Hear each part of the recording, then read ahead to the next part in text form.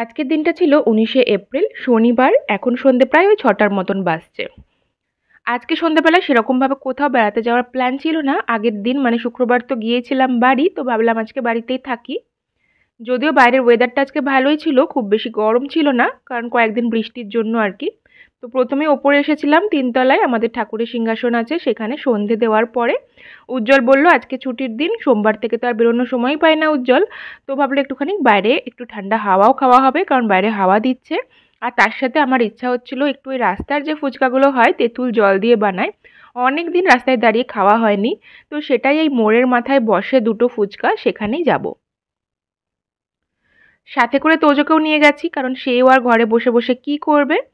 আমাদের এই বাড়ি থেকে বেরিয়ে কিছুটা রাস্তা এত অন্ধকার থাকে, কারণ পাশেই হচ্ছে রেল লাইন, তো সেখানে বাড়িঘর বানানোর কোনো অপশান নেই।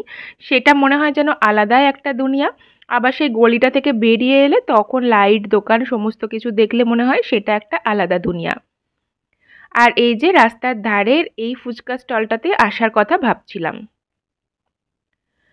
উজ্জ্বল এমনিতে ফুচকা অতটা পছন্দ করে না, আমি নিলে পরে আমিই নিই, উজ্জ্বল শেয়ার করে। তবে আজকে বলল যে ও খাবে। আর ফুচকাটা বেশ ভালোই বানিয়েছিল, হালকা হালকা ঝাল টক দিয়ে। আর তোজও আমার সাথে গিয়েছে, দাঁড়িয়ে দাঁড়িয়ে ফুচকা খাওয়া দেখছে, আর শুধুই দাঁড়িয়ে থাকবে সেটা তো হয় না। তাই তাকে শুকনো যে ফুচকা সেটা দেওয়া হয়েছে। সে আবার একটা খাওয়ার পর বলে যে আর একটা শুকনো ফুচকা সে খাবে। নিজে নিজে দাঁড়িয়ে দাঁড়িয়ে সে এখন শুকনো ফুচকা খাচ্ছে। তবে ফুচকাগুলো বেশ ভালো। এখানে 10 টাকায় 5টা পাওয়া যাচ্ছে, সেইখানে ব্যাঙ্গালোরে পাওয়া যায় 40 টাকায় 6টা কি 7টা এরকম। ফুচকা খাওয়ার পরে ভাবলাম তোজোর জন্য একটা খেলনা কিনবো, এরকমই আর কি টুকটাক ছোট কিছু। তার জন্য বাজমাথায় এই দোকানটাতে এসেছিলাম। এখানে আগে দোকানটা বেশ বড় সুন্দর ছিল, প্রচুর খেলনা পাওয়া যেত। কিন্তু রামপুরহাটে যে ওই ফুটপাতের দোকানপত্র সব ভাঙচুর হলো, তার জন্য এখানেও এফেক্ট হয়েছিল। আর সেই জন্য এখন দোকানটাতে অনেক স্টক কমে গেছে। তবে তার মধ্যে থেকেই তোজো একটা হেলিকপ্টার পছন্দ করেছে। তো এরকমই প্লাস্টিকের হেলিকপ্টার আর কি, সেটাই কিনে ও অনেক খুশি। তোজোর এখন নিউ অ্যাট্রাকশন হচ্ছে হেলিকপ্টার, এরোপ্লেন, এই সমস্ত কিছু। এখন গাড়ির ভূতটা মাথা থেকে নেমে গেছে। বাইরের ওয়েদারটা সুন্দর থাকে, কিন্তু ঘরের যেহেতু দরজা জানলা বন্ধ করে দিতে হয় মশার জন্য, ওই জন্য ঘরের ভেতরটা বেশ গরমই লাগে। ফুচকা খাওয়ার পরে মনে হচ্ছিল গরম গরম একটু চা খেতে। যদিও চা আমি একদম গরম করে খেতে পারি না, হাওয়াতে ঠান্ডা করে সেই চাটা খাই, কিন্তু নেওয়ার সময় গরম চাটাই নিতে হবে, তা না হলে ঠিক ভালো লাগে না।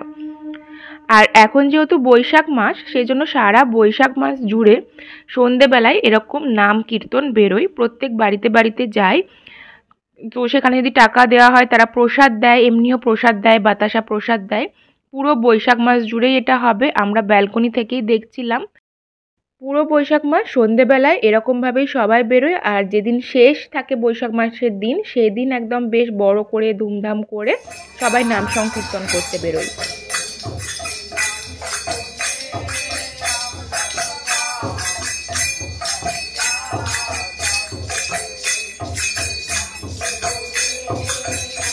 এদিকে অনেকটা রাত হয়ে গেছে, 10টা সাড়ে 10টার মতন বাজছে। তোজোকে খাইয়ে ঘুম পাড়িয়ে দিয়েছি।